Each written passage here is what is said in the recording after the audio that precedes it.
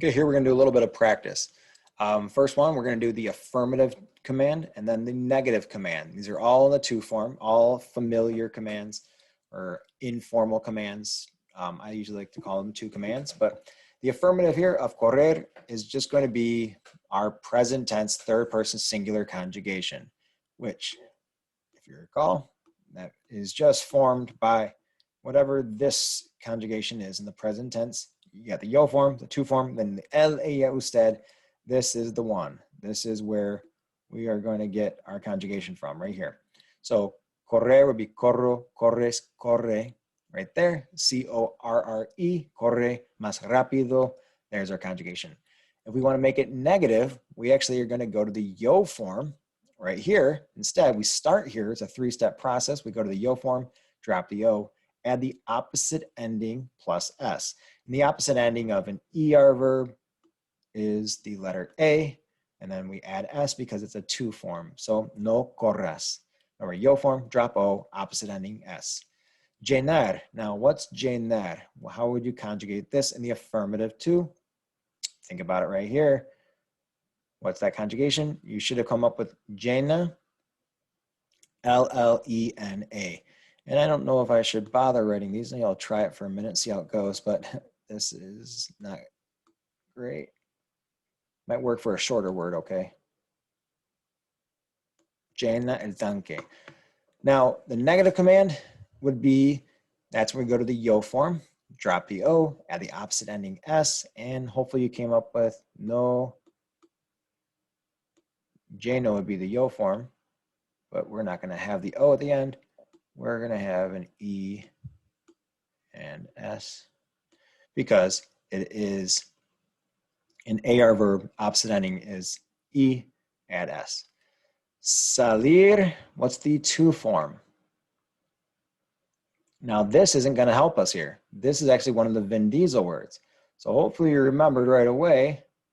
What in the world is that? I don't know why I got a big old line coming out of my S, but the sal, this is just spelled with a normal S, not an S that's being stabbed in the side. I don't know why that's there, but anyway, hopefully you can recognize that that's sal, but it's one of the Vin Diesel words, ben di sal. It's one of the irregular commands. So sal is the affirmative. The negative though, you still have to go to the yo form, which is salgo, drop the O, add the opposite ending, which would be an A. I did it again. But sal, gosh, as I'm picking up my speed, I am losing my accuracy. So no salgas, S-A-L-G-A-S. With our next one, we're going to go to descargar. And this is, right now in this conjugation, is this going to be what you'd expect it to be. There's nothing really special about this in the affirmative form. Descarga, descarga. It's going to be this verb without the R at the end, descarga. And I won't bother writing that down. D-E-S-C-A-R-G-A, descarga. But if it's don't do that, then it's going to be descargues, which is no descargues. This is the yo form, so descargo, drop the O, add the opposite ending. Problem is though, it's a gar verb. Since it's a gar verb, we are going to spell change at the end, and we are going to spell that with a G, U, E, and S at the end. No descargues, G-U-E-S at the end. So D-E-S-C-A-R-G-U-E-S, because it is a gar verb. If we want to keep that g sound intact. Levantarse temprano. So now we've got a say with it. So we've got a reflexive object pronoun. What we have to do here is we're going to have this agree with our subject, which since this is a to command, we need a te. That's the corresponding reflexive object pronoun with the to form of a reflexive verb.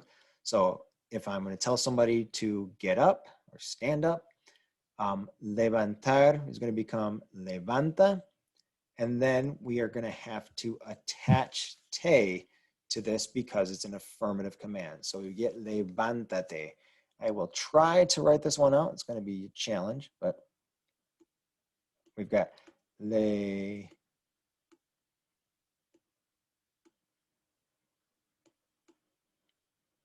Uh-oh, we're going to run out of room. But levanta is the conjugation. So levanta is the conjugation. Now the stress syllable is right here on this middle syllable, levanta, right? That ban is what's stressed. That's where the stress syllable is, second to last, it follows the rules. But now we are also going to add te to that word. And that means now this syllable that's stressed is that ban still. It's still not, you're never going to change the syllable that's actually stressed. But because now it is the third from last syllable that was stressed, we need to show that it's stressed by writing an accent mark over the vowel, levántate, because this is what's stressed. Again, without the te, it's still that same syllable that's stressed, but it's the second to last syllable, which is our rule. We're supposed to stress the second to last syllable. But when we break that rule like we do here with levántate, we need to show that with an accent mark. Now, if I'm going negative with this, levanto is the yo form of levantar, levanto, drop the O, opposite ending is an E, and then add S, so levantes. But we still need to have the reflexive object pronoun there, but in this case, it's going to precede our conjugation. So we'll have a te first, and then I won't write it all out because that's going to be a disaster, but levantes, no te levantes, L-E-V-A-N-T-E-S. E-S because it's an AR verb, but the te has to go before it. So levántate, that te has to go after it with an affirmative command. No te levantes, the te has to go before it on a negative command. And our last one is another one that has an object pronoun with it. Lo is the direct object pronoun. Don't know what it refers to, but we need it still with hacer. So we need to conjugate hacer and then attach our object pronoun. And this is going to become H-A-Z. I don't know why I made it so large there, but as is the command. Now the lo, as I said, we have to attach it, aslo. Now, normally, whenever I add an object pronoun to a verb, I have to write an accent mark. Pretty much always I have to do that. But an exception to that rule is going to be any of those Vin Diesel verbs because there's only one syllable to them. Since there's only one syllable, when I add a second syllable, the stress syllable was as already, H-A-Z, that was the stress syllable. When I add lo, another syllable to it, it's now my second to last syllable, which is good. That follows our rules. If we have a stress syllable that's the second to last syllable, we don't need an accent mark because that's where you're supposed to stress that. So aslo, no accent mark needed. And then negative command, we know that the lo is going to come first because you always put the object pronoun before the conjugated verb in a negative to command. And they got to go to the yo form, which is hago. And then and I'll spell that out for you with my words instead of my writing, but no lo hagas.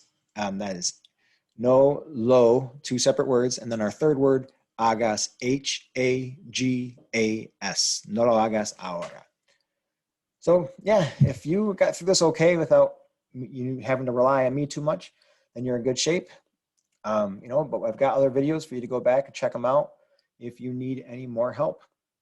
All right. Buena suerte.